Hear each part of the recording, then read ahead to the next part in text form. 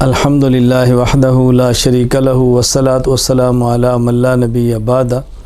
پارہ نمبر 23 سورہ یاسین۔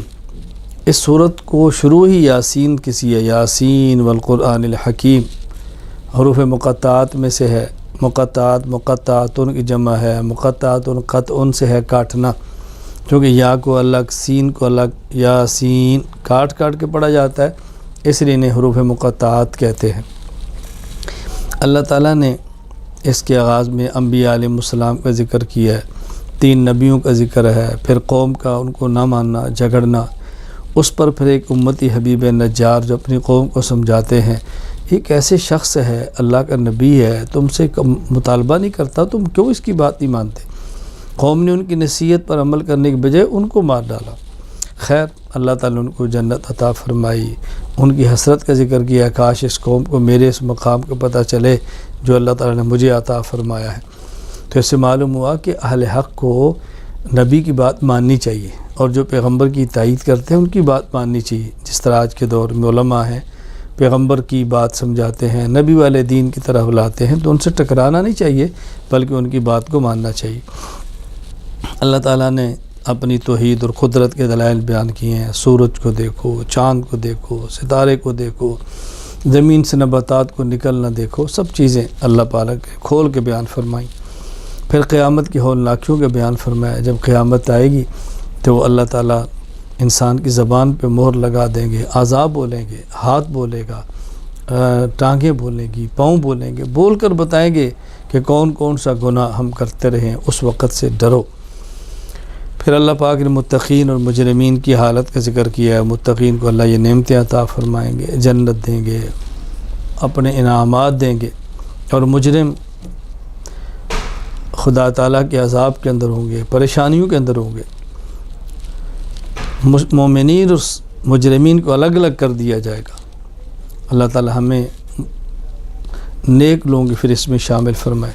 پھر سورت کے آخر میں ابی بن خلف کا قصہ بیان کیا۔ کو ظالم اللہ کے نبی سے بات کہتا تھا، ہم ہڈیاں ہو جائیں گے، یہ دیکھو من یحیی العظام وہی رمیم، ہڈیاں ہو گئی ہیں، بوسیدہ ہیں، کون ان کو زندہ کرے گا؟ اللہ تعالیٰ نے فرمایا میرے پیغمبر ان کو سمجھاؤ، جس اللہ نے پہلے پیدا کیا وہی دوبارہ پیدا فرما دیں گے۔ اللہ کے لیے کیا مشکل ہے؟ وہ اللہ جو سبز درخت سے آگ پیدا کر سکتا ہے، کہ اس مردے کو دوبارہ زندہ نہیں کھڑا کر سکتے؟ یوں اللہ تعالیٰ نے بات کو سمجھایا۔ سورۃ الصافات، اس کا آغاز ہے والصافات صفا، ملائکہ جو صفیں باندھ کے کھڑے ہیں، یعنی اللہ تعالیٰ کے حکم کے سامنے ہر وقت تیار ہیں، تو اس لیے سورت کا آغاز والصافات اس لفظ سے ہو رہا ہے، تو سورت کا نام ہی سورۃ الصافات ہے۔ اس سورت میں اللہ تعالیٰ نے قیامت کے عقیدے کو پھر ذکر فرمایا ہے، بعث بعد الموت کا ذکر کیا ہے، دلائل سے بات سمجھائی ہے۔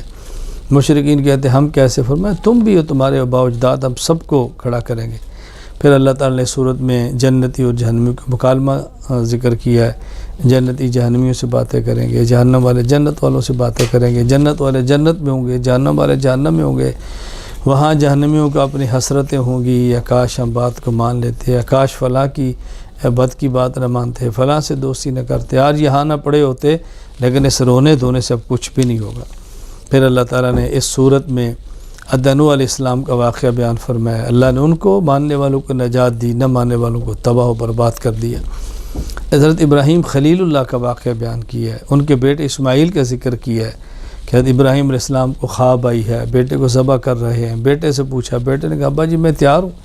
ابراہیم علیہ السلام نے اپنے بیٹے کی گردن پہ چھری چلائی ہے، اللہ نے بیٹے کو بچایا، اسماعیل علیہ السلام کو بچایا، ان کے بدلے میں جنت کا دمبا دیا، اور انعام میں اللہ تعالیٰ نے اس امتحان میں حضرت ابراہیم علیہ السلام کو کامیاب فرمایا۔ اللہ اکبر۔ فرمایا ہمارا مقصد تو بیٹے کو ذبح کرانا نہیں تھا، امتحان تھا۔ امتحان کا ہمارا یہ نہیں کہ اللہ کے علم میں نہیں، اللہ امتحان لے کر امت کو بتانا چاہتے میں نے جن کو اپنا خلیل بنایا، دیکھو میں جانتا ہوں اس قابل ہے کہ اس کو خلیل بنایا جائے، ہمارے ہر حکم پہ کیسے جان دیتے ہیں۔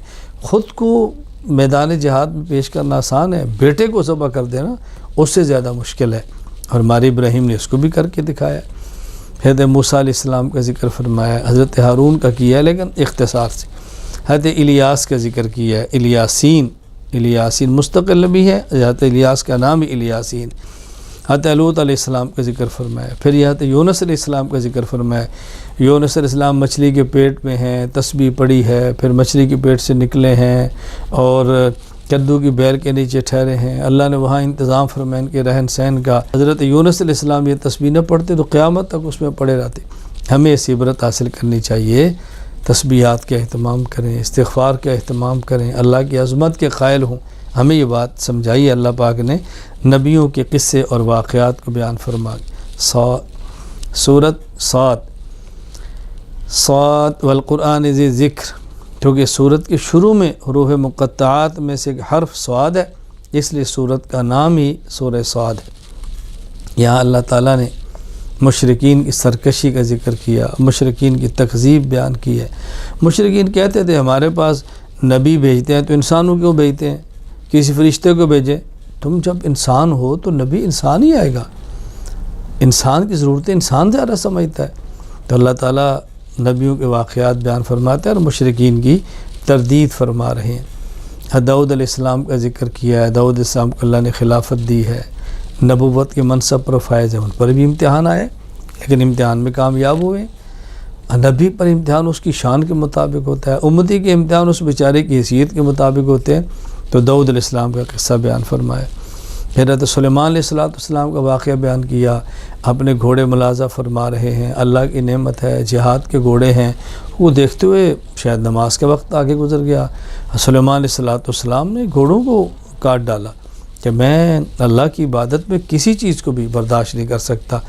پھر اس میں فرمایا کہ سلیمان علیہ السلام نے دعا مانگی، اللہ مجھے ایسی بادشاہت دے میرے بعد کسی کو نہ ملے، اللہ نے دی ہے۔ پھر حضرت ایوب علیہ السلام کا واقعہ بیان کیا۔ ایوب علیہ السلام بڑی آزمائش سے گزرے ہیں، بڑی بیماری سے گزرے ہیں، بڑی تکلیف سے گزرے ہیں، ان کی اہلیہ نے ان کا ساتھ دیا ہے۔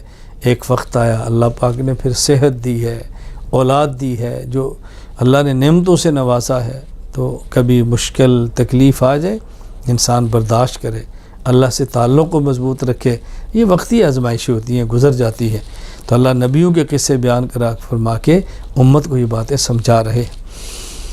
اللہ اکبر۔ پھر آگے بیان فرمایا کہ دیکھو پیغمبر کے ذمہ کام سمجھانا ہے، منوانا نہیں ہے۔ انما انا منذر، منوانا نہیں ہے، سمجھانا ہے۔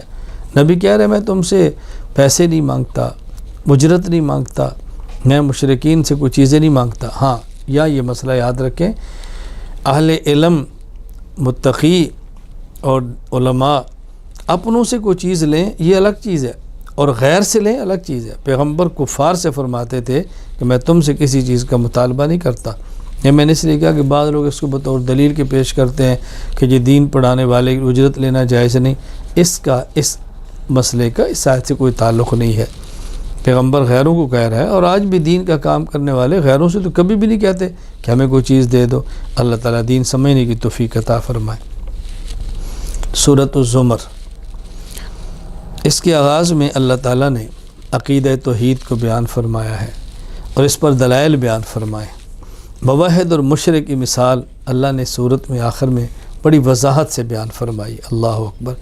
فرمایا مشرک اس غلام کی طرح ہے جس کے آقا کئی ہوں، اور مومن موحد اس غلام کی طرح جس کا مالک صرف ایک ہو۔ ایک مالک کو جا اور کئی مالک کو جا، تو مثال دے کر بات سمجھائی ہے کہ شرک سے بچو اور توحید کو اختیار کرو۔